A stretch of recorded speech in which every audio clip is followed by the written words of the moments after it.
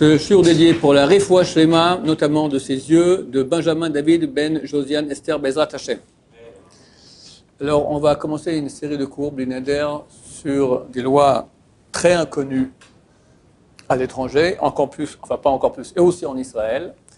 Donc, dans moins de 2 semaines, on rentre dans la 7e année, la Shemitah ou Shvi'it, et on ne peut pas rentrer dans cette année sans savoir de quoi il s'agit.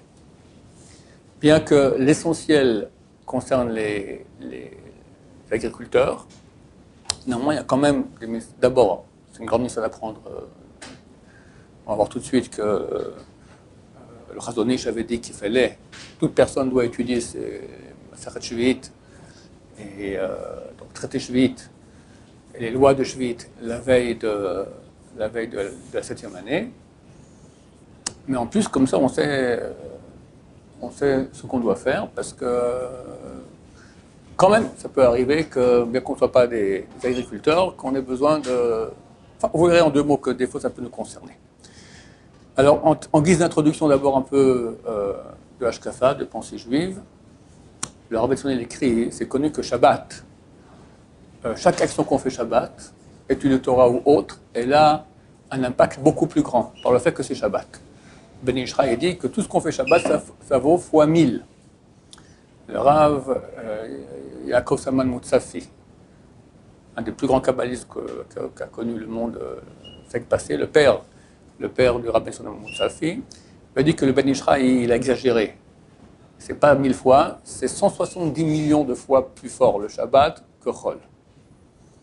Il n'a pas voulu dire trop le Ben Ishraï, il a dit que 1000 fois, mais c'est beaucoup plus, 170 millions. J'ignore comment on arrive à ce chiffre-là. Le Rabbi Salman Bashul Zatzal, il dit idem pour la 7e année. 7e année, c'est Shabbat. C'est Shabbat du monde, en tout cas en terre d'Israël. On voit par exemple qu'on ne fait pas Tikkun Léa, on ne fait pas Tikkun Rachel, on fait Tikkun Léa, ceux qui habitent Israël. D'accord? On verra par exemple que Elat, c'est hors des frontières d'Israël, donc eux ils font les 2 Tikkunim, continuent à faire Tikkun Léa, Tikkun Rachel. Ceux qui habitent Israël, il y a une sainteté spéciale, comme à Shabbat, c'est pas la même chose exactement, qui fait qu'aussi toutes les actions, toute l'étude a beaucoup plus de valeur. L'Abraham Kanevski, il dit que par le fait d'étudier ces lois-là, donc on a fait une loi rapport à la foi de quelqu'un, ça sera donc l'occasion, c'est marqué dans la Torah que Israël demande qu'est-ce qu'on va manger la 7e année, la 6e année, la 7e année, la 8e année, d'accord? On ne va pas planter. Donc, 7e année, 8e année, et jusqu'à la 9e, parce que quand tu plantes dans la 8e, il faut attendre que ça pousse jusqu'à la 9e, d'accord? Pendant 3 ans, on n'a pas de quoi manger. Alors la Torah répond, c'est vite le berkati, j'ordonnerai ma bénédiction. Et il y aura suffisamment à manger pour les 3 années. Abraham Kanevski, il dit, c'est pas seulement une bracha pour les agriculteurs qui auront beaucoup plus de récoltes. C'est une bénédiction pour tout le monde, par le fait que quelqu'un étudie les lois de Shemitah, alors il est béni. Et on raconte qu'un type est venu le voir une fois, qu'il avait il habitait à Motaïn, ça fait 11 ans qu'il est marié, il n'a pas d'enfant, il lui a dit, commence à étudier les lois de Shemitah, essaie de faire un cours là-dessus, et Hachem, tu auras un enfant. Il a ouvert en Elul un shiur Shemitah, le mois d'après sa femme est tombée enceinte, 10 mois après, il avait un enfant. Donc on voit que Hachem, ça amène beaucoup la bracha. Pour terminer, le Chazon Ish, il dit que c'est marqué, c'est très très actuel, c'est écrit dans Traité Megillah, page 17 et Sanhedrin 97, que le Ben David, le fils de David, dont le Mashiach, il vient Motzei Shvi'it, en sortant de 7e année. J'espère qu'il viendra avant. Le Chazon Ish, il dit, pour qu'il y ait Motzei Shvi'it, il faut qu'il y ait Shvi'it. Pour qu'il y ait sorti de quelqu'un qui ne fait pas Shabbat, il ne peut pas dire Motzei Shabbat, tu n'as pas de Shabbat. Pour qu'il y ait un Motzei Shvi'it, il faut qu'il y ait un Shvi'it. Il peut y avoir Shvi'it que si on connaît la halachot, on les pratique, et il faut beaucoup se renforcer dans ce domaine-là. Ça, c'était une petite introduction pensée juive. Maintenant, on va agir comme ça. Je vais vous dire en 1 minute à peu près qu'est-ce que c'est que la Shvi'it, parce que les gens, beaucoup ne savent même pas ce que c'est. Après, on va essayer en 2 cours peut-être, en gros, et après dans le détail. Parce que si je commence directement dans le détail, c'est comme si je explique à quelqu'un qui ne sait pas, c'est quoi une voiture. Alors, on explique maintenant le pneu, d'accord, la roue. Mais lui, il ne sait pas qu'il y a un moteur, il ne sait pas qu'il y a une boîte à vitesse, il ne sait pas qu'il y a un volant, donc il ne comprend rien. On ne parle que là. Donc il faut d'abord, on ait vu une vue d'ensemble, et lentement, comme ça, on va commencer, parce que c'est des notions très très nouvelles que personne ne connaît, et tout avoir, évidemment, tout est lié. Alors, je vais dire un truc, j'en parle d'un autre, et je ne sais pas de quoi il parle. Donc, essayez de bien vous concentrer sur toutes les notions de base, Et lentement, ne vous inquiétez pas, c'est beaucoup d'informations nouvelles. Lentement, les choses prendront place. Ok, alors en 2 mots, qu'est-ce que c'est que la Shvit? Chez nous, c'est la 7e année. C'est une loi qui concerne que la terre d'Israël, en ce qui concerne le niveau agricole.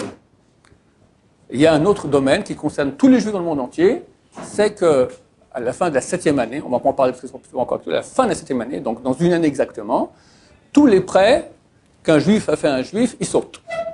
Tous les prêts. Lorsque vient un Rosh Hashanah arrive, boum, tu ne dois plus rien. D'accord, je peux ça, on ne va pas en parler parce que ça ne nous concerne pas cette année, on en parlera l'année prochaine, Bezrat Hashem. Ce qui nous concerne, nous, c'est que ça ne concerne que la terre d'Israël, ce sont les lois agricoles. Alors, qu'est-ce que c'est? D'abord, interdiction de faire tout travail agricole. Que ce soit la terre, que ce soit les légumes, les arbres, les fruits, aucun travail n'est permis. On verra qu'en fin de compte, il y a oui des choses qu'on permet. On verra les critères. En tout cas, le principe est, on ne travaille pas la terre. Deuxième, la terre, il n'y a plus d'appartenance à la terre. Le paysan qui a son champ, c'est plus son champ. Il ne t'appartient plus. Les fruits du champ. Les arbres, la terre t'appartient. Mais les fruits ne t'appartiennent plus. Tout le monde peut venir se nourrir. Hefker. C'est un désappropriement de la propriété. Troisièmement, les fruits sont saints. Ils ont une sainteté. On va voir, bien sûr, peut-être encore aujourd'hui. Ça veut dire quoi, sainteté? Qu'est-ce qu'on peut faire avec? Qu'est-ce qu'on ne peut pas faire? Qu'est-ce que ça veut dire? Les fruits sont sains et l'argent avec lequel on achète sont sains aussi. Si maintenant je vends à quelqu'un une pomme de Shvi'it, il me donne 2 shekels pour la pomme, les 2 shekels sont sains, eux aussi. Et si j'achète maintenant un steak avec ces 2 shekels, le steak devient sain, les 2 shekels deviennent chol. La pomme, elle reste sainte toujours. Le fruit lui-même reste sain toujours. L'argent, ce qu'on a acheté, ça va. Avec le steak, tu as troqué contre une banane, le steak devient chol, profane, et la banane devient sainte, comme ça. Qu'est-ce qu'on fait de cette sainteté? On va étudier ça aussi. Enfin, les sages israéliens, à une certaine époque, ils ont fait un décret.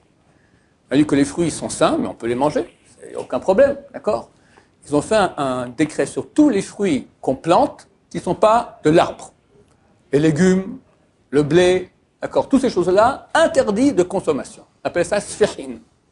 On va en parler, j'expliquerai si on a le temps aujourd'hui, pourquoi et comment, et qu'est-ce que c'est que les sfirin. Ok? Ça devient interdit. Bon, ça c'est en gros, et maintenant on se lance dans la deuxième introduction, plus en détail, c'est pas encore dans le détail, on va commencer.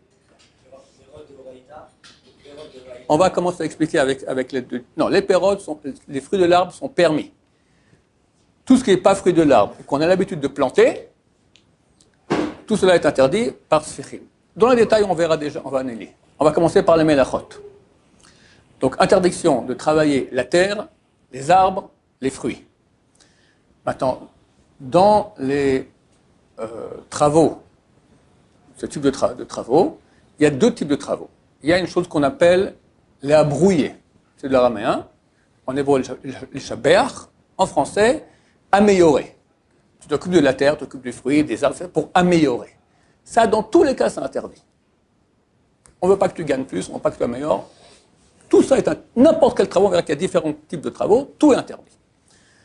Par contre, quand c'est le okume c'est l'araméen, ça signifie les kayem, ça veut dire éviter des dommages.